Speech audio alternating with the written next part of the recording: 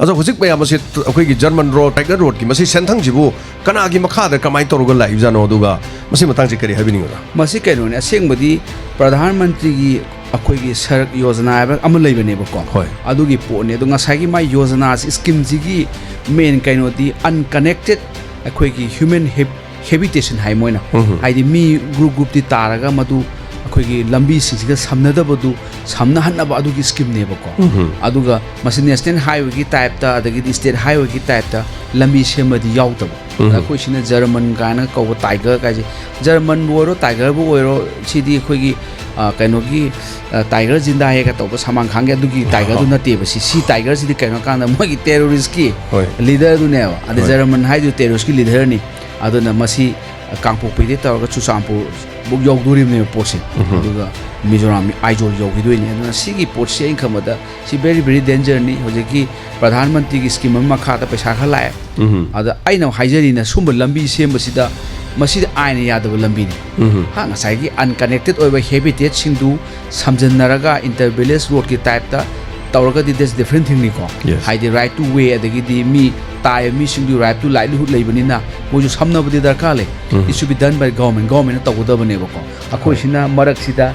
ꯃꯁꯤ ꯗ꯭ꯔꯒꯀꯤ ꯀꯔꯤꯒꯤ ꯃꯅꯤꯒ ꯁꯤꯖꯤꯟꯅꯔꯤꯕ꯭ꯔꯥ ꯅꯠꯇ꯭ꯔꯒ ꯑꯦꯖꯦꯟꯗꯥ ꯑꯃꯒꯤ ꯃꯈꯥꯗ ꯇꯝꯄꯥꯛꯀꯤ ꯁꯨꯐꯥꯎ ꯐꯥꯎꯗꯅ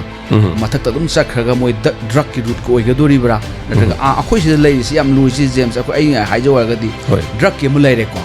ꯄꯣꯄꯤꯒꯤ ꯑꯗꯒꯤ ꯏꯂꯤꯒꯦꯜ ꯗ꯭ꯔꯒ ꯇ꯭ꯔꯦꯗꯀꯤ ꯑꯃ ꯂꯩꯔꯦ ꯅꯦꯛꯁ ꯑꯩꯈꯣꯏꯁꯦ illegal weapons freely weapon phangine koise aduna bu hujik bokta loiba naidise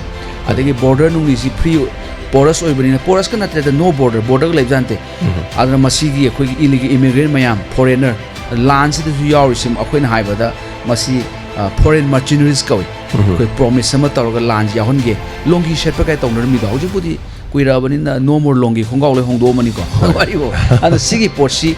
sigi port ahum sigi factor ni siga mari leinabani hausigi road si illegal immigrant mayam chatnaba terrorist mayam chatnaba drug ki route oidoine ana adugi port ni ana sidi asengbadi poktok tuoga paisa funding sima ko yengde aroi aduga ngasai scheme do ina pa matam sida state government ki agency yaude aroi central gi yaude aroi si aru port am ne ana prime minister lakani kaina July da lumunu tai lak this different ne ko khangjade ana sida mogi di wish list haibana masigi German road ase tiger road si yaragadi masi national highway status thambiu kaina taksalakwi pokka leibane bako ana kha masi ada aina hainingina road ama saba si khoi manipur gi di si forest ngata ne ba forest se khoi Indian Forest Act ko 1927 aduga Indian Forest ki makha reserve forest protected forest mayam sim lepire isi state government lok tuk tuni adu natab ek am leiri bako mayam ngasi ina thamjeri sim ek kai kauge ga da Forest Conservation Act 1980 go yamaro be ekni ko section mari manga ka pale yam pik pe ekni Forest Conservation Act 1980 hen masi section 2 gi makada forest ki area ama maduda non forest oiba thabak toba taragadi ministry gi sanction jange ayaba yawe ministry haga den haiji si Ministry of Forest Environment and Climate Change si Ministry of Forest Environment and Climate Change ki ayaba yaudana